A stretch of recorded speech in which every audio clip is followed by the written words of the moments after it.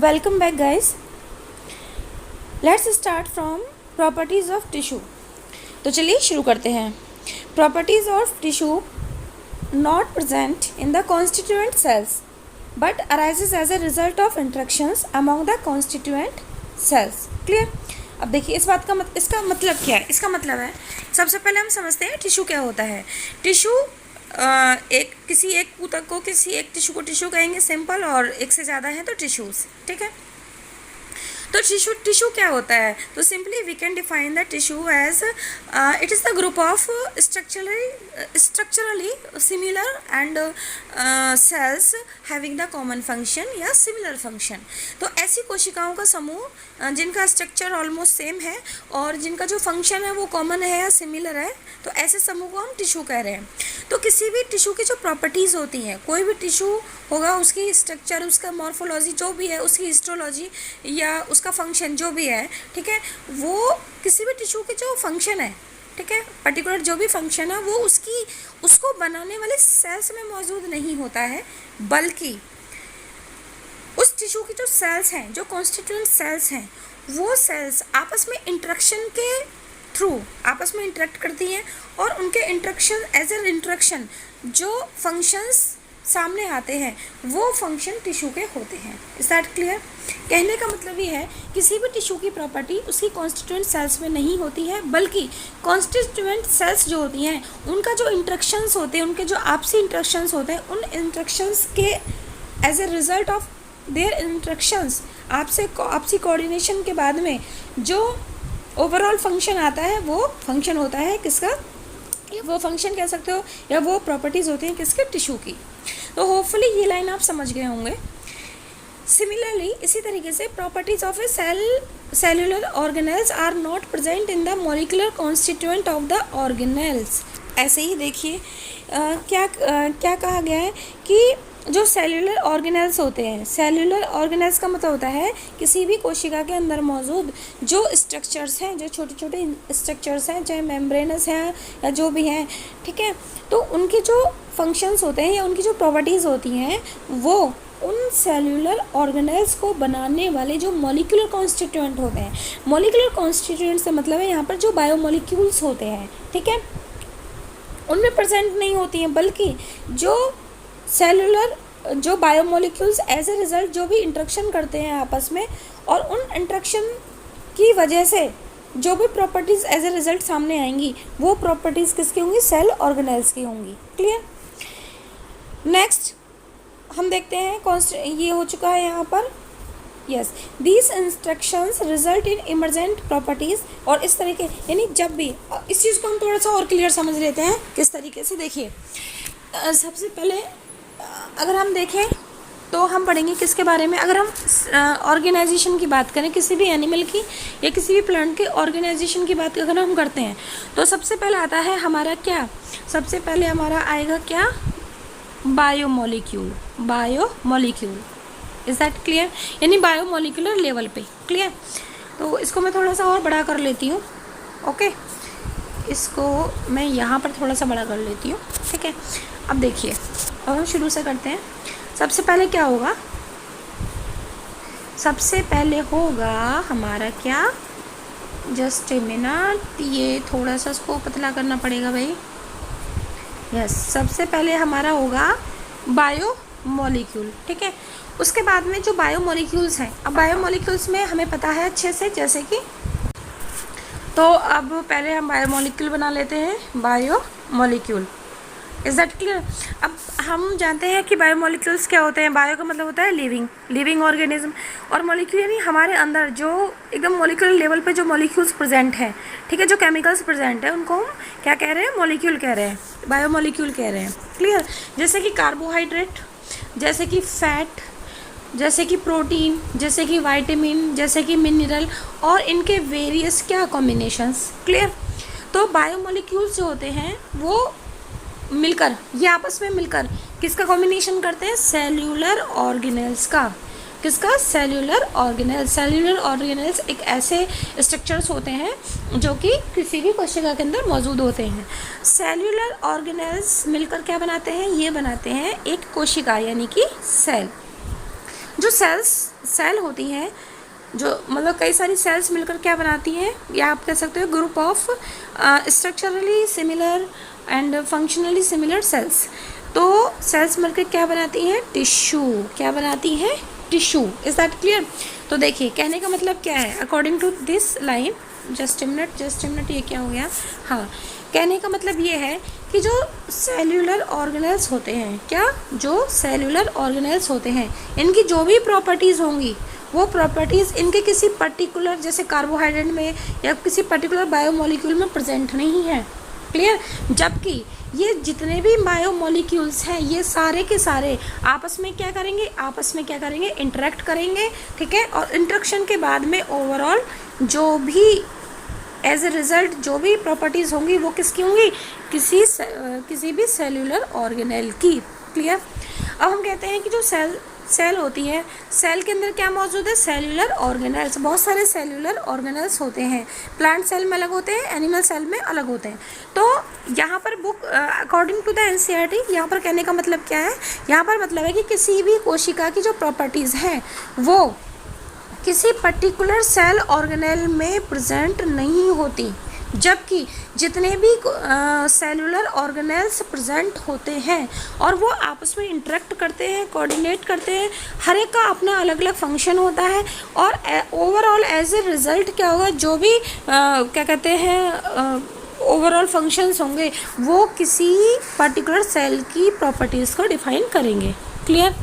ऐसे ही जो टिश्यू होता है, टिश्यू की जो भी प्रॉपर्टीज़ होती हैं वो किसी पर्टिकुलर उसमें मौजूद किसी पर्टिकुलर सेल के अंदर नहीं होती हैं, या उसके अंदर मौजूद उसको जो बनाने वाली जो सेल्स हैं उसमें उन सेल्स में वो एज इट इज़ वो मौजूद नहीं है।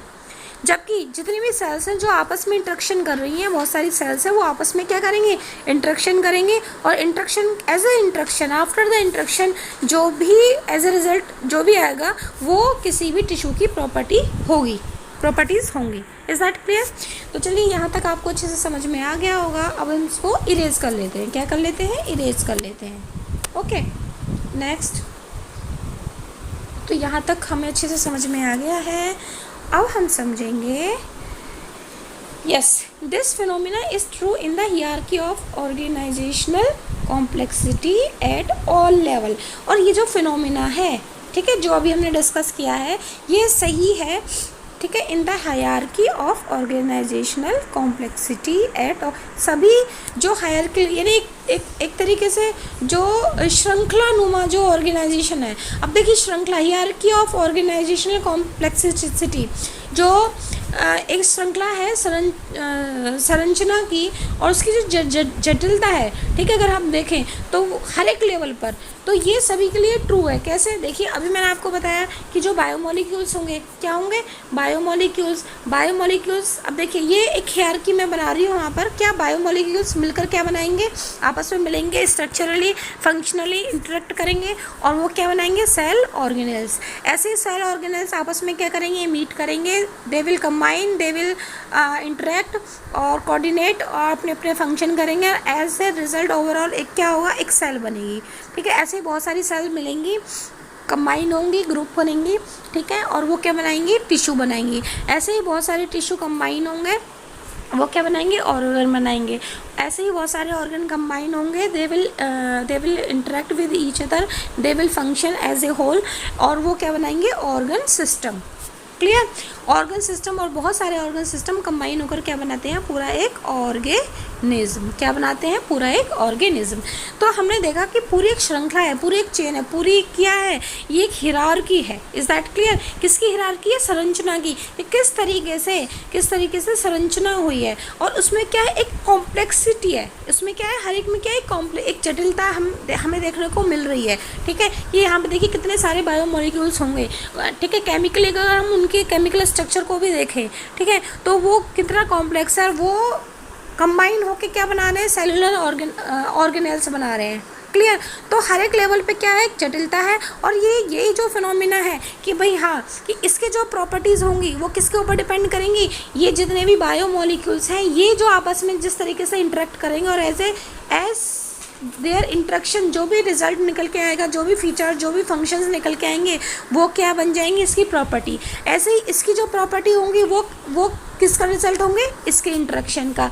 इसकी जो प्रॉपर्टीज़ होंगी वो किसके इंट्रैक्शन का रिजल्ट होंगे, सेल्स के इंट्रैक्शन का। ठीक है, किसी भी ऑर्गन की जो प्रॉपर्टीज़ होंगी वो किसका रिजल्ट होंगी, उस ऑर्गन को बनाने वाली जो टिश्यू होते हैं उनका। ऐसे ही जो ऑर्गन है, जो ऑर्गन सिस्टम है, तो ऑर्गन सिस्टम की जो प्रॉपर्टी होगी, किसी भी ऑर्गन सिस्टम की जो क्या होगी, जो प्रॉपर्टी होगी, ठीक है, वो एज ए रिजल्ट वो किसके ऊपर डिपेंड करेगी, उस ऑर्गन सिस्टम में मौजूद जितने भी ऑर्गन्स हैं उनके आपस में इंटरेक्शन का रिजल्ट होगी। तो इस तरीके से हमने ये चीज़ देखी। क्लियर? चलिए नेक्स्ट, अब हम नेक्स्ट बात करते हैं। Therefore we can say that living organism are, हाँ जी, therefore we can say that living organism are self replicating, कि जो लिविंग ऑर्गेनिज्म होते हैं वो सेल्फ रेप्लिकेटिंग होते हैं। सेल्फ रेप्लिकेटिंग मतलब वही जो भी लिविंग ऑर्गेनिज्म होगा वो खुद को रेप्लिकेट करेगा, यानी खुद की प्रोजेनी, खुद की एक संतान बनाएगा, रिप्रोडक्शन करेगा। ठीक है, या अपने आप को रेप्लिकेट करेगा, अपनी जैसी ही एक कॉपी और बनाएगा। जैसे बैक्टीरिया है, they will divide and they will make their copies. Clear?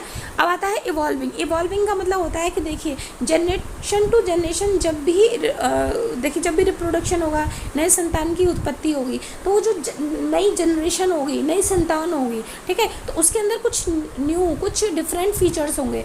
उसकी भी जब उसकी भी जो नेक्स्ट जनरेशन होगी, तो इस तरीके से हर एक जनरेशन में, ठीक है, नए कुछ करेक्टर्स, कुछ डिफरेंट या कुछ न्यू करेक्टर्स हमें देखने को मिलेंगे जो कि पेरेंट्स से भिन्न होंगे। क्लियर? तो इसको हम कहते हैं इवॉल्विंग है, या इवोल्यूशन हम इसको कह सकते हैं। उसके बाद में है एंड सेल्फ रेगुलेटिंग। क्या है? Self regulating. तो देखिए सेल्फ रेगुलेटिंग का मतलब क्या होता है? सेल्फ रेगुलेटिंग का मतलब होता है कि ये एक कॉन्शियस या नॉन कॉन्शियस प्रोसेस है जिसमें कि जो पीपल्स हैं, जो लोग हैं, जो भी ऑर्गेनिज्म है, ठीक है, वो they can regulate their thoughts, their emotions, their behaviour, their action. Is that clear? तो जब हम खुद पे कंट्रोल कर सकते हैं, खुद को रेगुलेट कर सकते हैं, अपने हम क्या सोचते हैं, हमारी क्या थॉट है, तो ये सारी चीज़ें कर सकते हैं। तो इसका मतलब क्या है? ये हम we have the capability of self regulation. तो अब आता है interactive system capable of responding to external stimuli. ठीक है, और एक हमारा एक सिस्टम है हमारे पास में जिसके थ्रू हम क्या रिस्पॉन्ड करते हैं जो भी एक्सटर्नल स्टिमुली होते हैं उनके प्रति। Biology is the story of life on earth. Biology क्या है? What is biology? तो इस लाइन के अकॉर्डिंग क्या है बायोलॉजी? देखते हैं कि biology is the story of life on earth. पृथ्वी पर लाइफ की कहानी को बायोलॉजी कहा गया है। लाइफ का मतलब लिविंग ऑर्गेनिज्म। तो लिविंग ऑर्गेनिज्म का विकास कैसे हुआ, living organism structurally, functionally, character wise, properties wise, feature wise कैसे हैं, कैसे कैसे उनकी उत्पत्ति हुई, कहाँ से शुरुआत हुई, कहाँ एंड हुआ, ओवरऑल। ठीक है, तो इसलिए लिखा हुआ है biology is the story of life on the earth. Next देखिए, biology is the story of evolution of living organism on the earth. Biology क्या है कि ये कहानी है किसकी? लिविंग ऑर्गेनिज्म की, इवोल्यूशन की। ठीक है, पृथ्वी पर। तो देखिए जब हम इवोल्यूशन चैप्टर पढ़ेंगे तो उसमें हम देखेंगे कि किस तरीके से किसी भी लिविंग ऑर्गेनिज्म का जो स्टार्ट हुआ वो कहाँ से हुआ। वो हुआ कि जो बायोमोलिक्यूल्स हैं वो आपस में कंबाइन हुए और उन्होंने क्या, सेल ऑर्गेनेल्स बनाए। सेल ऑर्गेनेल्स कंबाइन हुए, उन्होंने सेल बनाई। फिर सेल्स के अंदर क्या है, डिफरेंट चेंजेस है धीरे धीरे। ठीक है, और इन्वायरमेंटल कंडीशंस या जो भी है अकॉर्डिंगली, और फिर टिश्यूज़ बने, फिर टिश्यूज़ के बाद में फिर ऑर्गन्स बने। तो इस तरीके से हर एक लेवल के बाद में एक कॉम्प्लेक्सिटी आती चली गई। ठीक है,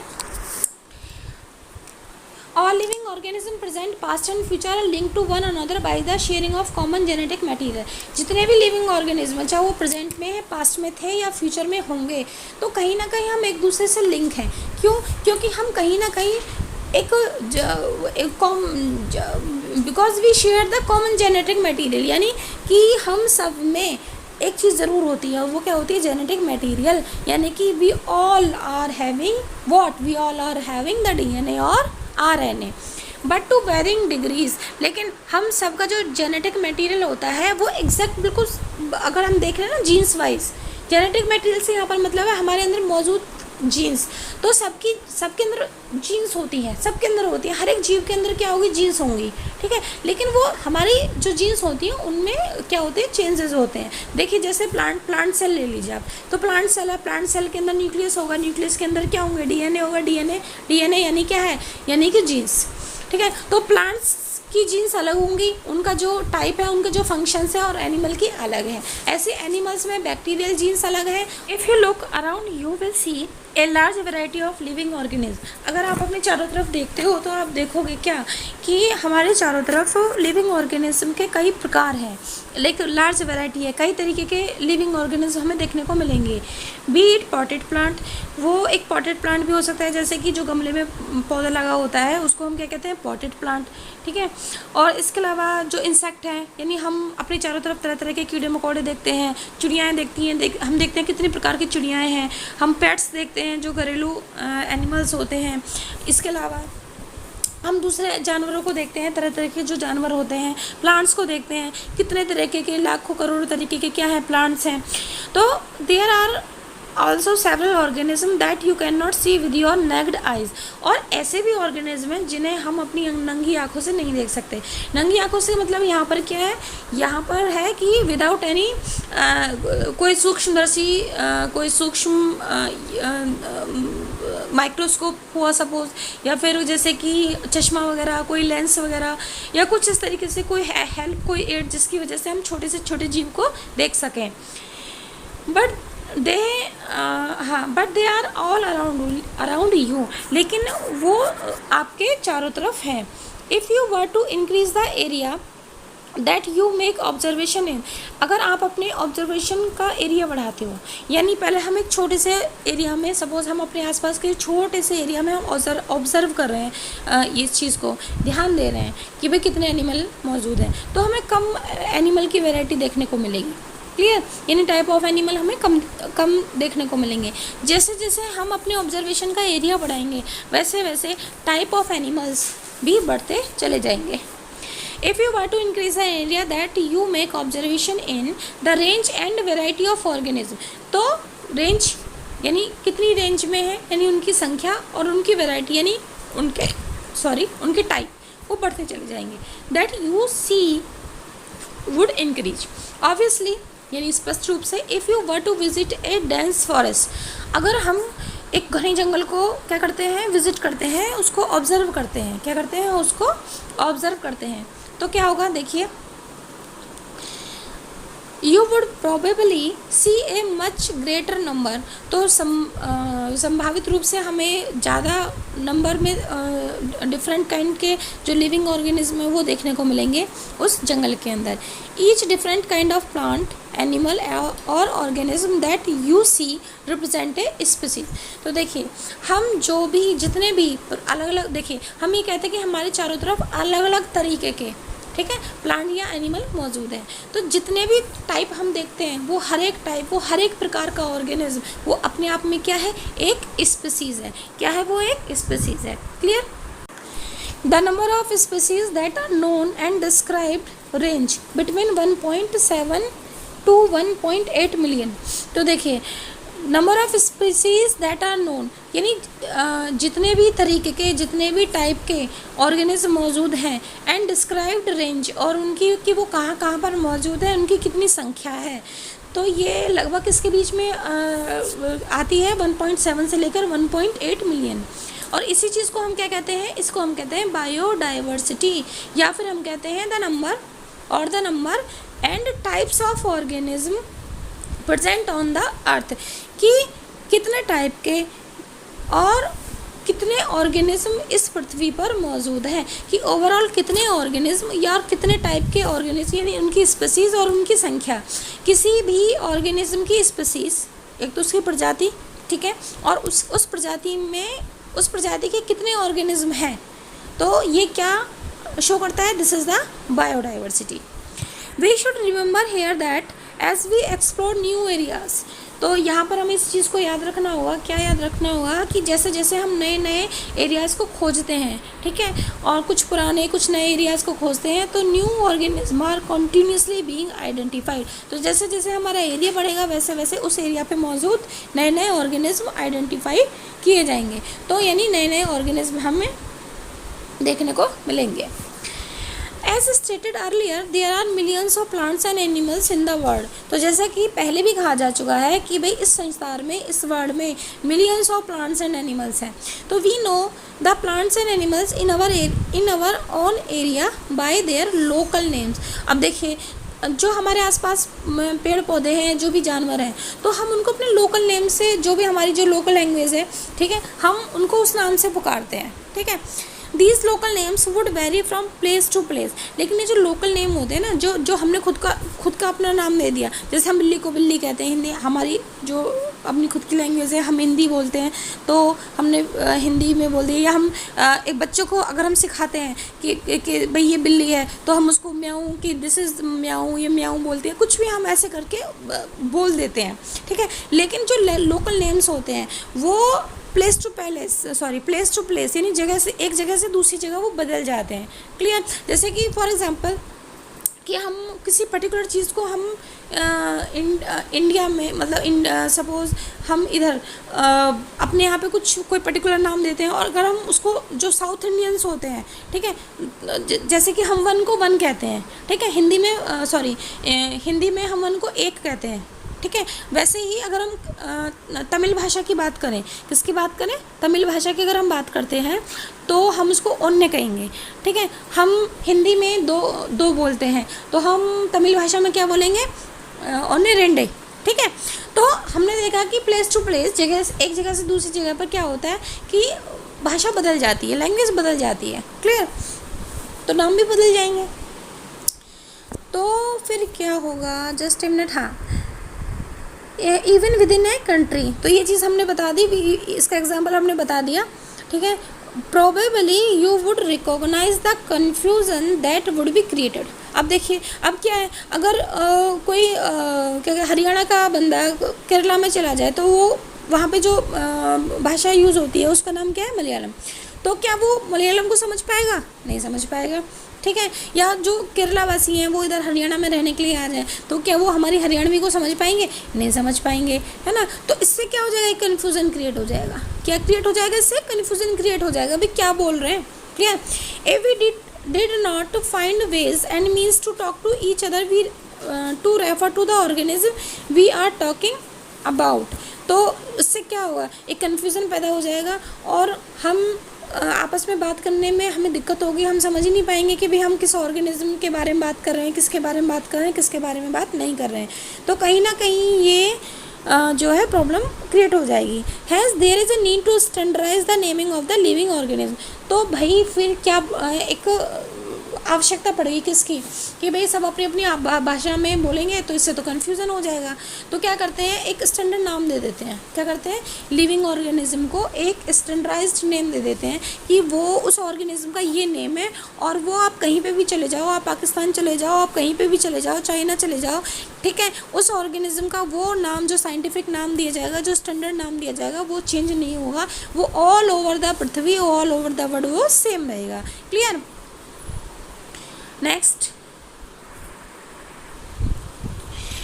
such that a particular name is known by the same name all over the world। और इस तरीके से कि वो अगर पर्टिकुलर नाम किसी ऑर्गेनिज्म को दे दिया है तो उस नाम से वो पूरे विश्व में जाना जाएगा।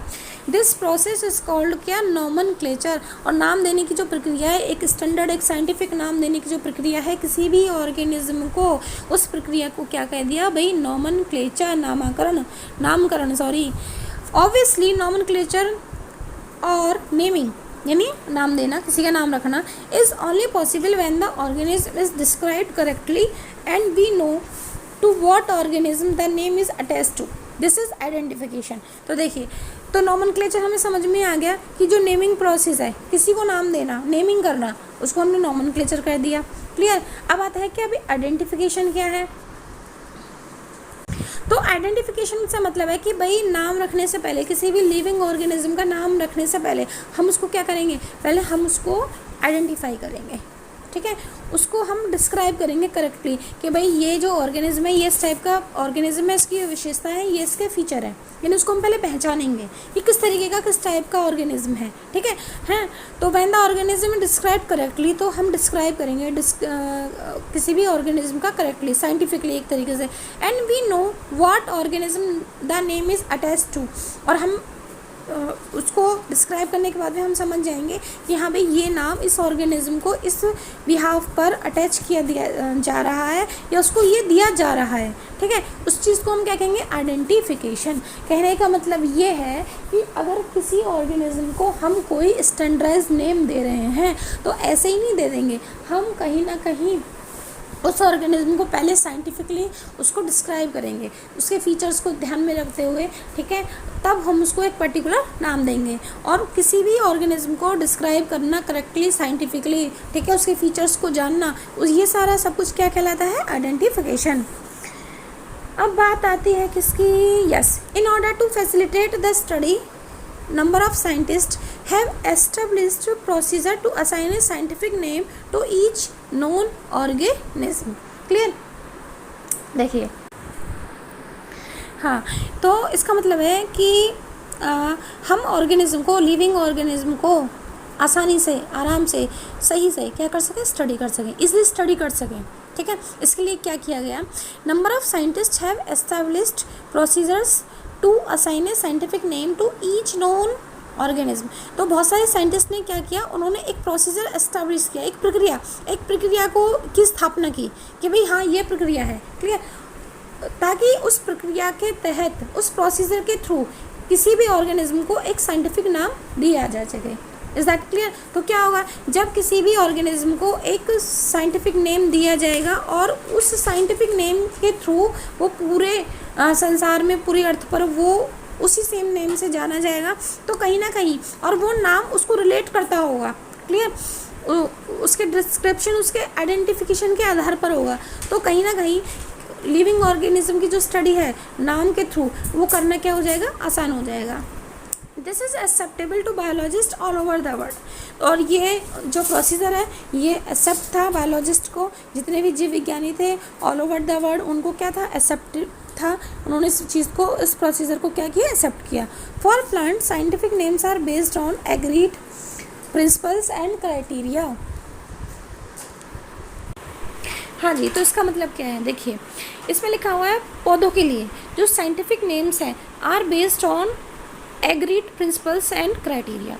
तो पौधों के जो नाम है, जो साइंटिफिक नाम है, वो किसके ऊपर बेस्ड, मतलब किसके ऊपर आधारित थे, किसके ऊपर बेस्ड थे, वो थे एग्रीड प्रिंसिपल्स एंड क्राइटेरिया। तो वो उन प्रिंसिपल्स, उन सिद्धांत या क्राइटेरिया यानी नियम वगैरह जो भी है उनके ऊपर लागू थे, जो दिए हुए हैं कहाँ पर, which are provided in the international code for botanical nomenclature, यानी जो ICBN, ठीक है, ICBN यानी कि international code for botanical nomenclature के द्वारा जो भी तय किए गए सिद्धांत या मानदंड है, मानक दंड है, यानी क्राइटेरिया है जो भी, ठीक है, जो भी नियम है, उनके थ्रू पौधों का क्या साइंटिफिक नाम रखा गया। Is that clear. You may ask how are animals name. तो भाई आप पूछ सकते हो कि भाई एनिमल्स को कैसे नेम किया गया। यस, तो भाई आप एनिमल्स के लिए भी पूछ सकते हो कि भाई एनिमल्स का कैसे नोमेनक्लेचर किया गया या एनिमल्स को कैसे नेम किया गया। तो एनिमल्स के लिए क्या है, देखते हैं। Animals taxonomist have evolved international code of zoological nomenclature. तो जो एनिमल के टैक्सोनॉमिस्ट थे, ठीक है, उन्होंने क्या किया, उन्होंने इवॉल्व किया, क्या उन्होंने ICZN इवॉल्व किया। अब देखिए चाहे वो ICBN हो या फिर ICZN हो, तो ये क्या है एक्चुअली, ये क्या है, एक सेट ऑफ रूल्स आप कह सकते हो उनको, क्या कह सकते हो, सेट ऑफ रूल्स कह सकते हो, प्रिंसिपल्स कह सकते हो कि भाई हाँ इन सिद्धांतों के अकॉर्डिंग या इन रूल्स के अकॉर्डिंग किसी भी प्लांट का या एनिमल का नाम रखा जाएगा। ठीक है, तो ये रूल्स या ये सिद्धांत जिनको एक पर्टिकुलर नाम दे दिया गया, क्या, ICBN, अगर प्लांट के लिए है तो ICBN और एनिमल के लिए है तो ICZN। तो ये एक तरीके से कलेक्शन है सिद्धांतों का, रूल्स का, नियमों का, क्राइटेरिया का, ठीक है, जिसको कलेक्टिवली ICBN या ICZN बोल दिया गया है। और इनमें मौजूद जो प्रिंसिपल सिद्धांत है, क्राइटेरिया है, उसके अकॉर्डिंग ही एनिमल्स का या प्लांट्स का नाम या नॉमेनक्लेचर किया जाएगा। The scientific names ensure that each organism has only one name। जो साइंटिफिक नेम है, जो वैज्ञानिक नाम है, वो इंश्योर करते हैं कि हर एक ऑर्गेनिज्म का केवल एक ही नाम होगा। ये नहीं कि 10-10 नाम है, नहीं, कि हर एक जगह का अपना एक अलग नाम है, नहीं। Description of any organism should enable the people in any part of the world to arrive at the same name. देखिए, तो डिस्क्रिप्शन ऑफ एनी ऑर्गेनिज्म, किसी भी ऑर्गेनिज्म का जो डिस्क्रिप्शन है, should enable the people to arrive at the same name. Clear, कि अगर हम किसी भी ऑर्गेनिज्म का डिस्क्रिप्शन करते हैं तो वो जो है हर एक या हम कह सकते हैं कि डिस्क्रिप्शन के साथ कोई भी एनिमल, कोई भी ऑर्गेनिज्म, वो अपने सेम नेम के साथ हर एक जगह पर वो पहचान लिया जाए एक तरीके से, ये नहीं कि हाँ कोई कन्फ्यूज़न हो रहा है। They also ensure that such a name has not been use for any other known organism. और साइंटिफिक नेम्स ये भी इंश्योर करते हैं कि वो सेम नेम, वो सिमिलर नेम जो ऑलरेडी दे दिया गया है, वो किसी दूसरे एनिमल के लिए यूज़ ना किया जाए। Biologist follow universally accepted principles to provide. अब देखिए, बायोलॉजिस्ट यानी जीव विज्ञानी, और मतलब फॉलो यूनिवर्सली एक्सेप्टेड प्रिंसिपल्स। तो जो भी बायोलॉजिस्ट होते हैं, जो भी जीव विज्ञानी होते हैं, वैज्ञानिक होते हैं, वो क्या करते हैं कि यूनिवर्सली यानी सार्वभौमिक रूप से जो भी प्रिंसिपल्स हैं, जो भी एक्सेप्टेड प्रिंसिपल्स हैं, क्या, to provide scientific names to organism, तो उनको एक्सेप्ट करते, उनको फॉलो करते हैं। यानी ICBN और ICZN में जो रूल्स हैं, है ना, जो प्रिंसिपल्स हैं, उनको फॉलो करते हुए नॉमेनक्लेचर करते हैं। Each name has 2 component. तो अगर हम साइंटिफिक नेम को देखें तो हर एक नाम के 2 भाग होते हैं, 2 कंपोनेंट होते हैं, या आप कह सकते हो हर एक नाम के 2 पार्ट होते हैं। जैसे अगर हम अपना देखें, सपोज मेरा नाम पूजा पाठक है, क्लियर, तो मेरे नाम के 2 पार्ट हो गए, एक पूजा और एक पाठक, क्लियर। तो ऐसे ही जो साइंटिफिक नेम होता है उसमें भी 2 कंपोनेंट होते हैं। क्या, देखिए, पहला कंपोनेंट क्या होता है, जेनेरिक नेम, ठीक है, यानी कि जीनस नेम, जेनरिक नेम। और जो दूसरा कंपोनेंट होता है वो क्या होता है, उसका स्पेसिफिक एपिथेट या species name. This system of providing a name with 2 component is called binomial nomenclature. तो ये जो सिस्टम है, क्या सिस्टम है कि एक नाम एक है और उस एक नाम के 2 भाग हैं, ठीक है, एक नाम में 2 पार्ट है। पहला पार्ट जो होगा वो किसको रिप्रेजेंट करेगा, जेनरिक नेम, यानी उसकी ऑर्गेनिज्म की जीनस क्या है उसको रिप्रेजेंट करेगा। और उसका जो दूसरा हिस्सा होगा वो स्पीसीज एपिथेट होगा, यानी कि वो स्पीसीज को क्या करेगा, शो करेगा। तो 2 हिस्से, 2 कंपोनेंट किसी भी नाम के होने की वजह से इस तरीके के सिस्टम को, इस तरीके के नॉमेनक्लेचर को क्या कह दिया गया, बाइनोमियल नॉमेनक्लेचर। क्या कह दिया गया, बाई का मतलब होता है 2, ठीक है, यानी 2 नाम, एक ही नाम में 2 नाम है, 2 पार्ट हैं, 2 कंपोनेंट है, नॉमेनक्लेचर, नामकरण, clear. This naming system was given by Carolus Linnaeus, is being practised by biologist all over the world. तो ये सबसे पहले किसने दिया था, बाइनोमियल नॉमेनक्लेचर, ये दिया था किसने, ये दिया था कैरोलस लिनियस ने। और ये इसको हम क्या कर लेते हैं, थोड़ा सा हाईलाइट कर लेते हैं, किसको, कैरोलस लिनियस को। और ये जो बाइनोमियल नॉमेनक्लेचर का जो सिस्टम दिया किसने, कैरोलस लिनियस ने। तो ये ऑल ओवर द वर्ल्ड इसको प्रैक्टिस किया गया, क्या किया गया, प्रैक्टिसाइज्ड किया गया एक तरीके से, हाँ, और भी बायोलॉजिस्ट के द्वारा इसको फॉलो किया गया। This naming system using A 2 word format was found convenient. और इसको कन्वीनियंट यानी आरामदायक भी लगा, ये लोगों को सही, मतलब जो बायोलॉजिस्ट थे उनको ये सही लगा कि हाँ ठीक है भाई। Let's take the example of mango to understand the way of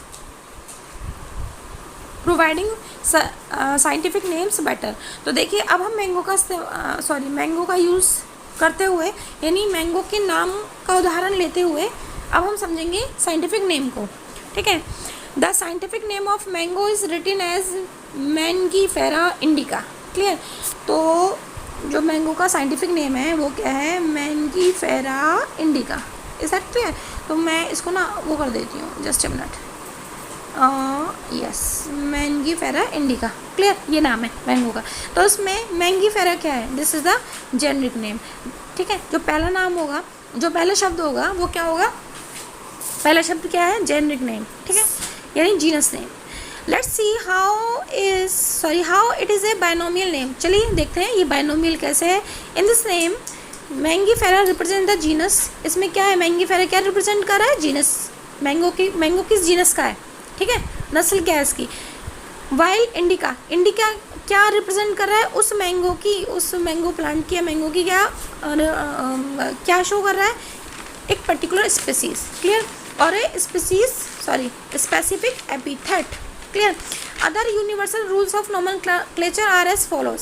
तो एक तो बता दिया क्या कि किसी भी नाम के 2 पार्ट होंगे, और दूसरे यहाँ पर ये मेंशन किए गए हैं। ये देखिए पूरी लिस्ट है जिसमें कि 4 वो हैं, और क्या क्या रूल्स हैं भाई वो हम देख लेते हैं कि, ठीक है। थोड़ा सा वीडियो लंबा हो रहा है तो एक काम करते हैं, इसको हम बाद में देखते हैं नेक्स्ट वीडियो में। Till then thank you so much. Physical names होते हैं वो जनरली कौन सी भाषा में लिखे जाते हैं, वो लैटिन भाषा में लिखे जाते हैं। क्लियर। जो लैटिन भाषा है वो एक डेड लैंग्वेज है। अब देखिए डेड लैंग्वेज का मतलब क्या होता है। डेड लैंग्वेज का मतलब होता है ऐसी भाषा जिसमें कोई चेंज ना हो टाइम के साथ साथ, टाइम गुजरने के साथ साथ जिसकी स्पेलिंग में, जिसकी फॉर्म में कोई परिवर्तन ना आए। Clear.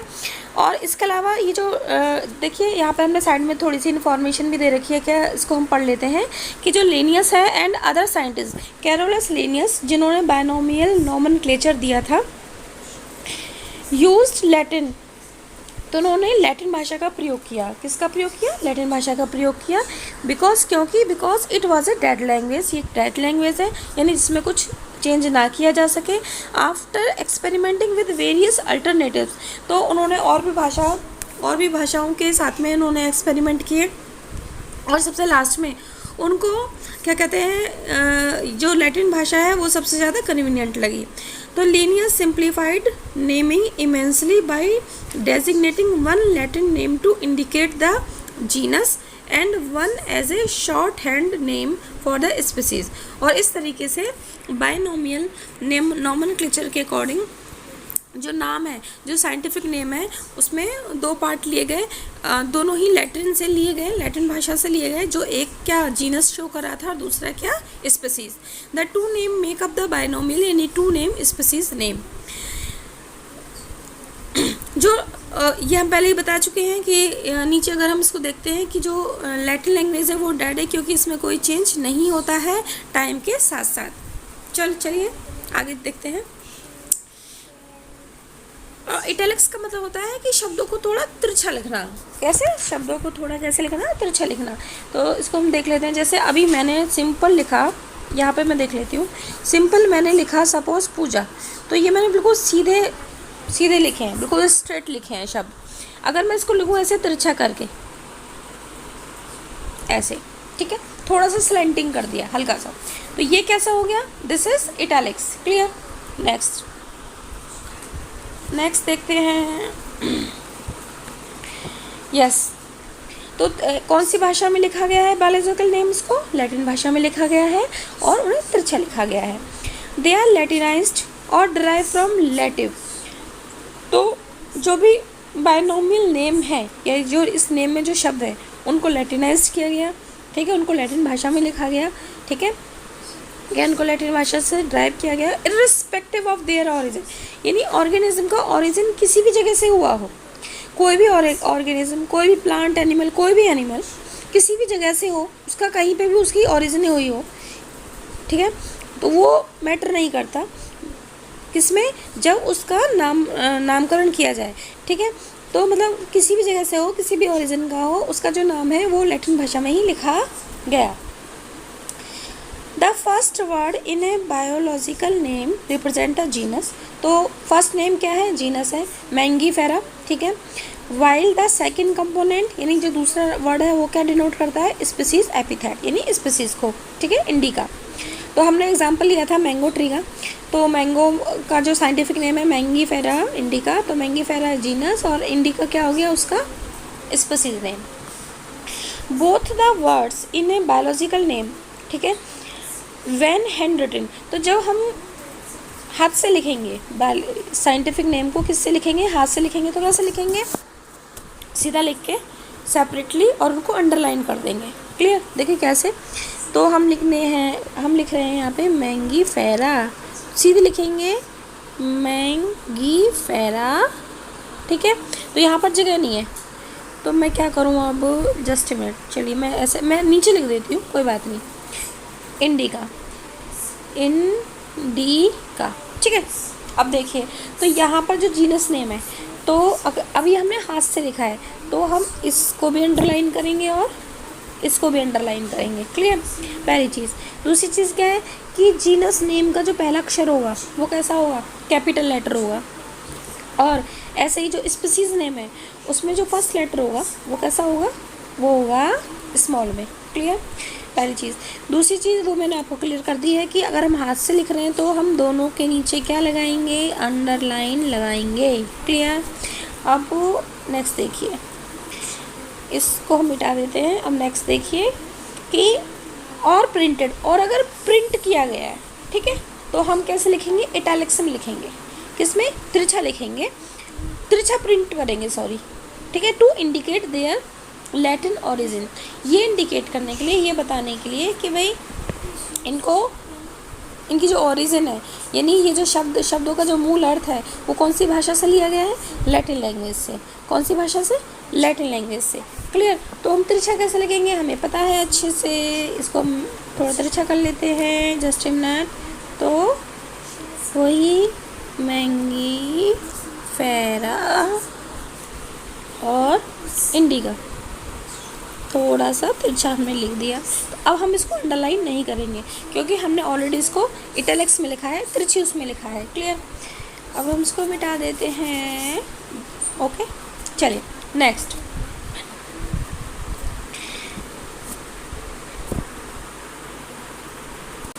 The first word denoting the genus start with a capital letter, while the specific epithet start with a small letter.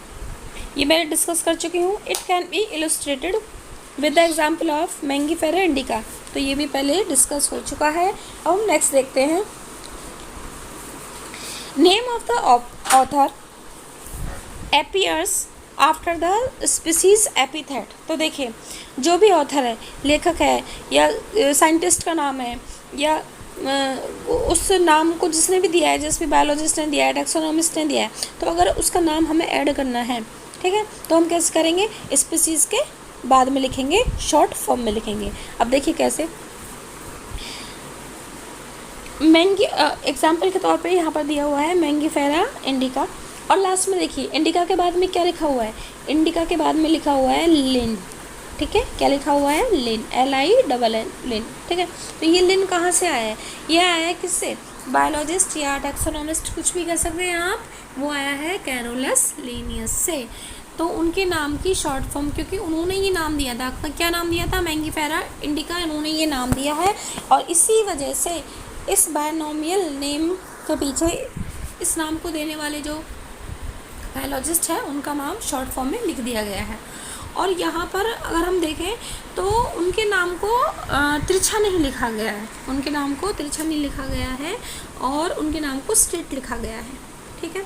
It indicates that this species was first described bye Linnaeus. Clear, तो लिन से मतलब है biologist जिन्होंने इसको सबसे पहले describe किया है। Since it is nearly impossible, चूँकि ये लगभग क्या है, इम्पॉसिबल है, असंभव है, क्या, to study all the living organism, सभी लिविंग ऑर्गेनिज्म को सेपरेटली क्या स्टडी करना। देखिए पहले हम बता चुके हैं, पहले ही बुक में लिखा हुआ है कि नियर अबाउट बायोडाइवर्सिटी की अगर हम बात करते हैं, या आप कहते हैं कि नंबर ऑफ स्पीसीज, कितने प्रकार की प्रजातियां हैं, कितने तरीके के एनिमल्स हैं जो पाए जाते हैं, 1.7 से लेकर 1.8 मिलियन तक। क्लियर, तो क्या ये पॉसिबल है कि हम 1.7 मिलियन जो ऑर्गेनिज्म है हम उनको सेपरेटली क्या करें, स्टडी करें? नहीं, नहीं पॉसिबल है। इतना कैसे याद रखेंगे? ठीक है, it is necessary to devise some means to make this possible. तो ये ज़रूरत बन जाती है कि हम कुछ ऐसा उपाय करें, कुछ ऐसी तरीके की खोज करें जैसे कि ये चीज़ पॉसिबल हो जाए, यानी सभी एनिमल्स को स्टडी करना पॉसिबल हो जाए। तो दिस प्रोसेस इज़ क्लासिफिकेशन।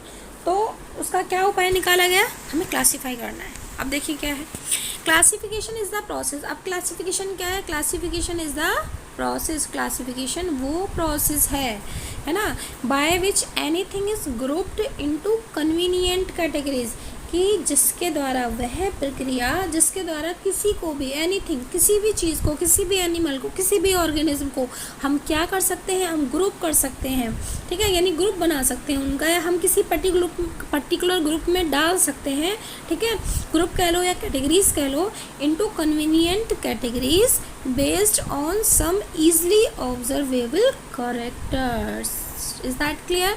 तो देखिए, तो कुछ पर्टिकुलर करेक्टर्स, कुछ ऐसे करेक्टर्स जिनको हम ऑब्जर्व कर सकते हैं, तो करेक्टर्स के आधार पर, यानी सिमिलर करेक्टर्स या डिसिमिलर करेक्टर्स के आधार पर किसी ऑर्गेनिज्म को किसी पर्टिकुलर कैटेगरी में ग्रुप करना, किसी पर्टिकुलर कैटेगरी में डालना। ठीक है, किसी ऑर्गेनिज्म को किसी पर्टिकुलर कैटेगरी में क्या करना? डाल देना उसके गुणों के आधार पर। तो इसको क्या कहा गया? क्लासीफाई कर दिया। क्या कर दिया? क्लासीफाई कर दिया, क्लासिफिकेशन कर दिया। For example, we easily recognise group such as plants और एनिमल्स। अब देखिए, अगर हम नॉर्मली देखें तो हमें अपने चारों तरफ क्या दिखाई देते हैं? प्लांट्स दिखाई देते हैं, हमें अपने चारों तरफ एनिमल्स दिखाई देते हैं, है ना, और डॉग्स, कैट और इंसेक्ट में कुत्ते, बिल्ली और क्या कहते हैं जो इंसेक्ट, कीड़े मकोड़े, हमें ये सब दिखाई देते हैं। Clear? The moment we use any of this term we associate certain characters with the organism in that group. Yes, तो जब भी हम इनमें से कुछ भी कोई भी टर्म यूज़ करते हैं, कुत्ता, चाहे हम कुत्ता बोलें, बिल्ली बोले, इंसेक्ट बोले, या हम बोले कि भाई वो प्लांट है या एनिमल है, तो हम क्या करते हैं? हम कुछ ना कुछ करेक्टर्स हमारे माइंड में होते हैं उस ऑर्गेनिज्म के, है ना। तो हमारे दिमाग में ये होता है कि हाँ, अगर इसके ये और ये करेक्टर्स हैं तो ये कुत्ता है, ये करेक्टर्स हैं तो ये बिल्ली है, अगर ये करेक्टर्स हैं तो ये प्लांट है। क्लियर? आगे देखिए, What image do you see when you think of a dog? तो आपके दिमाग में क्या इमेज आती है जब आप किसी कुत्ते को देखते हो?